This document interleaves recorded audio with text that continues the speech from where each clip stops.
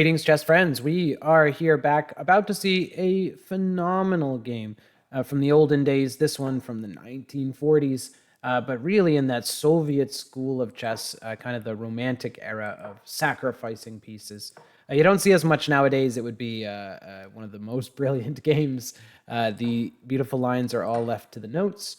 But in the old days, these lines actually showed up on the board. So let's see. A Sicilian defense, here, the moment of truth, where black can play g6, like in the game, the dragon, or the Najdorf. I remember a strong player when I was growing up said, Chris, you need to play the Najdorf. Grow up, play the Najdorf instead of the dragon.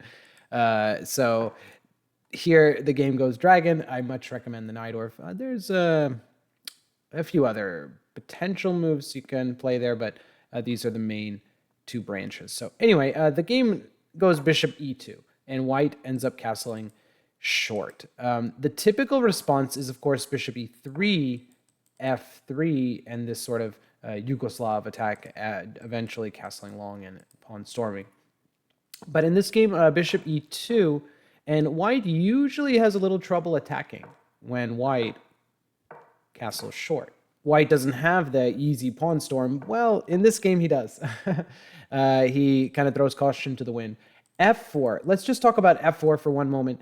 Usually a very aggressive move in the Sicilian. If you want to play the Najdorf or some dragons, f4 obviously combines the thought of e5 and f5 and just a really aggressive approach, especially the Najdorf. You see that move quite a bit.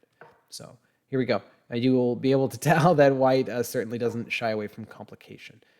f5, getting the attack going. This is how real danger begins in chess, because you can't castle. You have to deal with other problems. So when that occurs, sometimes that kind of compounds itself.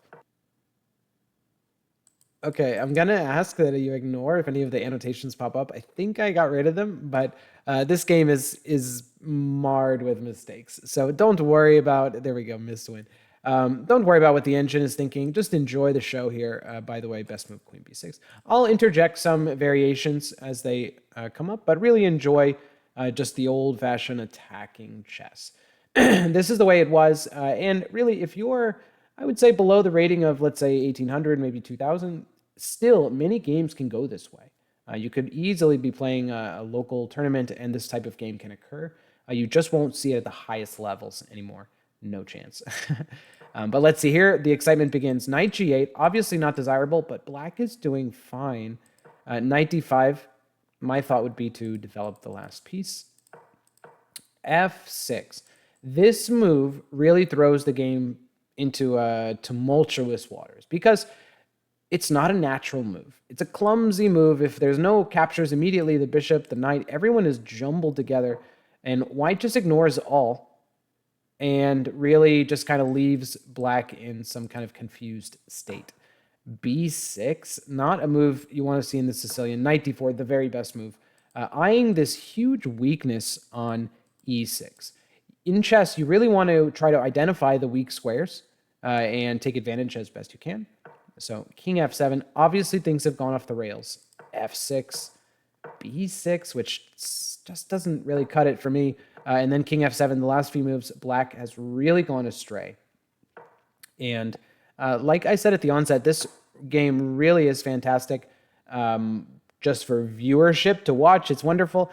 Please don't turn the engine on too much, because the game goes back and forth. But two players play every chess game, and black really needed to kind of walk into this odd, peculiar defensive setup in order for this wonderful game to occur. So here we go. Knight e6, bishop e6, f e6, obviously. Black plays king f8. Let's just take a look. Why not? King takes. When you're in these dire situations, the desperate times call for desperate measures. But this would be a bit too far. For example, queen b3, bishop b5, knight c6. But the engine just absolutely loving the position here. Queen a4, maybe knight b4.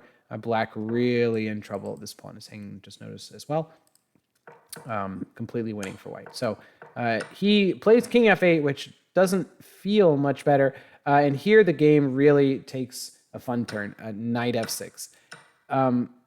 What a move. This is based on usually I like to think that you spot one shot, one variation, which intrigues you, and then you continue calculating. Oh, that works. Oh, let me see if the other lines work. So the line that probably intrigued white was this one. Queen takes d6, and on queen e7, I hear a number of good moves, but probably just queen takes knight. So we are now head in material, and clearly the attack is raging on rook, queen, pawn, pawn, bishops. So white probably said, okay, if I take this, the pawn cannot take. Let's see if the other pieces can take. Too tempting. He takes it. Engine likes other kind of more calm moves. But hey, we're here for the enjoyment of chess, the beauty of chess, not, at least I'm not here, for the absolute perfect moves. There's some beauty in games that are full of mistakes. One thing that's been a bit robbed of the past, the amazement at players like Tal and such. When the engine is turned on, then it looks like, okay, they're just creative but not correct. So here we go. G takes f6. That wasn't going anywhere, but still a natural move. Bishop takes, bishop h6 check, and here rook takes f6. This, I turned off all the annotations, but this is a brilliant move and the engine's top move. Rook takes f6. Again, probably similar to the last calculation where he was seeing that this was really a weak pawn and combined with all the threats. Here is where the game, it's already been an exciting game, but here is where the game takes a turn into the legendary status with the next move, which I need to give a exclamation, double exclamation, queen takes e5. Absolutely fantastic.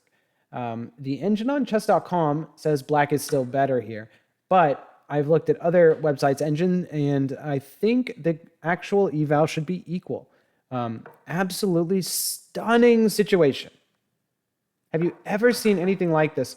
Again, very the romantic era of chess, just entombing the king and rook because of the constant threat of rook f8 checkmate. Some black piece, queen or rook, someone has to guard f8 forever. And that creates a huge dilemma. That is a wonderful concept, but it doesn't work without the next maneuver, which is equally important, bishop d1, which he played, and bishop to b3. We cannot play bishop c3 straight away because rook just takes it. But bishop b3 coming on the next move. Here we go, bishop b3. Even black just says, please just take my rook, please take it, which we do, capture. But in general, you can imagine the bishop here, the move e7 is just checkmate. Let's just see, not a good move here, but okay. Let's play a bad move here, b5, just to show the variation, e7.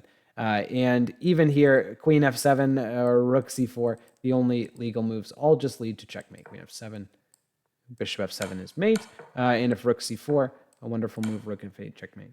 So that's what we're kind of basing everything on with bishop d1, and black says, just take my rook. But what really tips the balance here are the pawns. It's so amazing in chess how the meek inherit the earth, so to speak. The pawns decide so much. This rook f8 threat is here forever. The black pieces cannot untangle. There's no way to untangle here. The queen forever has to guard. So as we start marching these pawns forward, even if black had taken, we have the passed pawn, no matter what. It's 3-on-2, so there will be a passed pawn created. Capture, queen e7, king g2, this type of kind of avoiding a check, but I feel like this is well ingrained in the old guard of chess players, just to flex their dominance a bit when they have complete control over the situation. They kind of play these innocuous moves and try to run out of steam. You see this a lot with Alekhine especially. Queen a3, but you better keep an eye on this square or make a check. That's the only options. Rook f2, preventing the capture and check. Queen back d7, you have to keep your eyes on f8. A little bit of back and forth here, but here we go, c5. Notice the bishop keeps an eye on that square. c6 and c7. Absolutely fantastic. Here, black resigns the game. Obviously, you cannot take this because rook f8 is just checkmate, as we've been seeing over and over again. This rook absolutely entombed the entire game, and the threat of this classic bishop-rook checkmate just can never be let go of. You can't take your eyes off it, and so other things that need attention can't get it. The pawn needs to be stopped, but you also need to stop mate. So absolutely fantastic, really a nice game, and kind of an Immortal type of game you see. I don't particularly know the players. They sound like names you might have heard, but I don't believe this is the Averbach GM. So just a game I found along the way, and I thought it was just fantastic, especially the moments. I mean, how can you resist here with queen takes e5? Queen takes e5. The moves here, rook f6, ef6, queen d6, and then queen takes e5. Just understanding that this advantage was permanent. That's really what it comes down to, that this is a permanent advantage. Some advantages in chess are temporary or short-term. This is forever. You cannot dismiss it. And again, with the bishop rerouting and the threat of e7 checkmate, really black needs to take immediate measures despite the material count. We didn't even say, what's the material here? Black has a queen, obviously, and an extra rook, queen and rook, 14 points for 2 bishops and an extra pawn. 2 bishops and a pawn, 7 versus queen and rook, 14. 7 versus 14, but the white pieces are just too perfectly placed. This rook barely exists, just a ghost on the chessboard. So block wood, I've heard that expression. So wonderful. All right. Well, hope you enjoyed this wonderful game and concept. Perhaps you can adapt and use in your own games, but really appreciate the view and keep watching